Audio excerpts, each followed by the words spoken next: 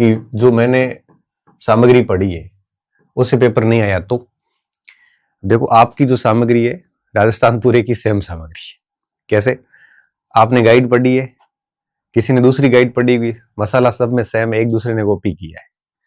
ठीक है, किसी ने 5% एक्स्ट्रा लिखा होगा, किसी ने 2% कम लिखा होगा। अल्टीमेटली हर सामग्री से 80-90% सवाल आ जाएंगे आपकी। कोई भी सामग्री उठा के देख लो आप। तो आप ये तो बिल्कुल ना सोचे कि आपकी सामग्री से बाहर, और जिससे बाहर निकलता है वो सबसे निकलता है। आ भी गया तो उतना माइनर बिंदु याद कोई नहीं करता है। इसलिए सामग्री के ऊपर आप बिल्कुल अविश्वास ना करें, क्योंकि आपने जब सामग्री चुनी थी तो बहुत सोच समझ के चुनी थी। अब आप भूल गए हो चुनी उस समय की बात है, इसलिए इस चीज को लेकर तनाव ना लें, क्योंकि सामग्री कौन सी इससे महत्वपूर्ण है आपको याद कितना है। सेम सामग्री से कई बच्चे टॉप भी करेंगे, उसी सामग्री से कई स्टूडेंट फेल भी होंगे। अब मेरी बात याद रखना, क्योंकि आपके पास जो है वो सबके पास है। सामग्री के कारण कोई टॉप करता है या कोई फेल नहीं होता, बल्कि सारी क्षमताओं के कारण होता है। मैं आपको बात बताऊं, एक ही पुस्तक पढ़ के एक बच्चा टॉप, जैसे एक किताब है, आप पढ़ लो मैं भी पढ़ लूं, हम दोनों ढंग से पढ़ लेते हैं, क्या अपन दोनों के नंबर बराबर आएंगे परीक्षा में? नहीं। 100 में से आपके और मेरे में 10-15 नंबर का फर्क आएगा, चाहे या आप अधिक रहोगे या मैं अधिक रहूंगा। अब आप कह सकते हो सब सामग्री सेम थी तो नंबर अलग अलग क्यों? क्योंकि दोनों की याद करने की क्षमता अलग है। हम दोनों ने अधिक, किसी ने अधिक याद किया, किसी ने कम याद हुआ है। फिर एग्जाम हॉल में पेपर करने के तरीके, आप में से एक का बेहतर होगा, एक का थोड़ा कमतर होगा। तो एक ही सामग्री पढ़कर 10 बच्चों को आप एग्जाम में बिठा दो, 10 के मार्क्स ऊपर नीचे होंगे। पूर्व ज्ञान भी मैटर करता है। इसलिए चयन के लिए, टॉप करने के लिए और फेल भी कोई होता है, तो इनके लिए सामग्री महत्वपूर्ण नहीं होती, बल्कि महत्वपूर्ण ये होता है कि स्टूडेंट ने उसको कितना याद किया है और कितना बढ़िया तरीके से उसने पेपर हल किया है। ये चीजें ज्यादा मैटर करती है।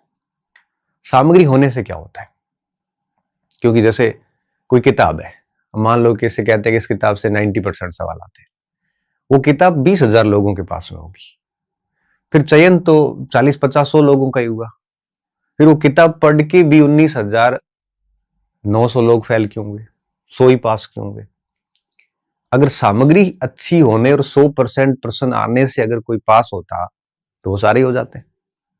इसलिए कहते हैं कि ये मैटर नहीं करता कि आपके पास में कौन सी सामग्री है, जो भी सामग्री है, नोट्स है, गाइड है, बुक्स है, जो भी है आपके पास में सफिशिएंट है। वो बस उसको बढ़िया से याद करो, और वहां से अगर प्रश्न आए तो वहां गलत परीक्षा हॉल में नहीं होना चाहिए। मैं लिख के देता हूं, सिलेक्शन हो जाएगा। आपकी सामग्री से 80-90% पेपर आने वाला है, तो इस पे तो आप भरोसा रखिए।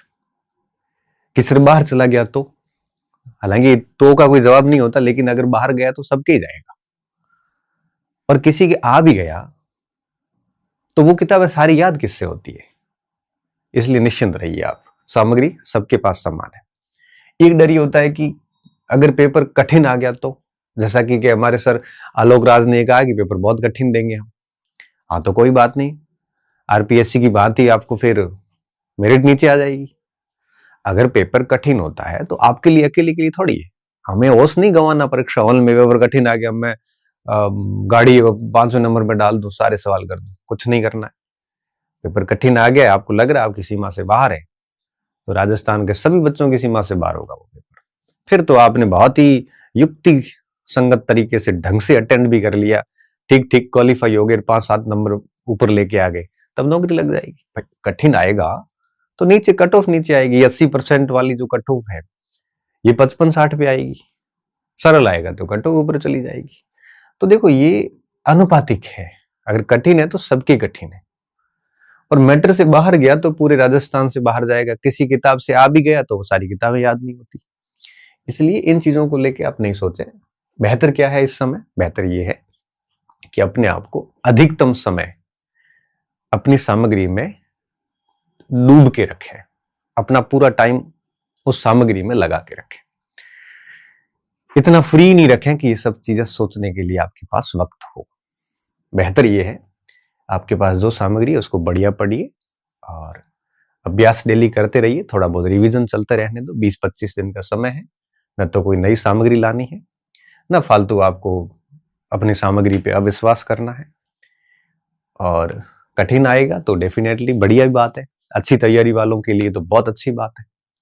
मेरिट भी नीचे आएगी, उनका स्कोर भी अच्छा होगा।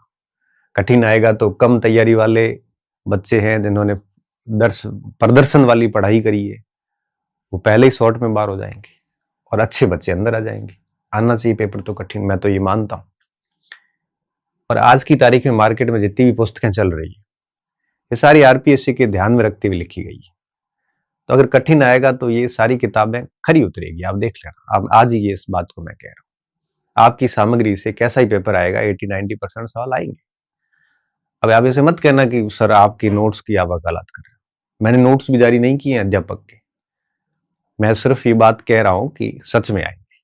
आप वापस आके घर आके वाली देख लेना, और भूल गए हैं तो अभ्यास कर लो, नहीं हुआ तो जीवन में और विकल्प खूब है।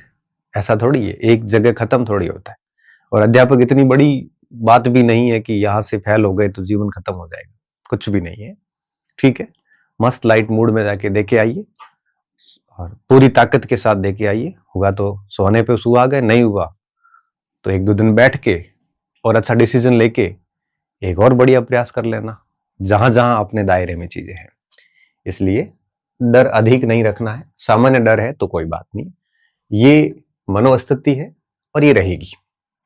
बस इसको दूर करने के ये तरीके हो सकते हैं।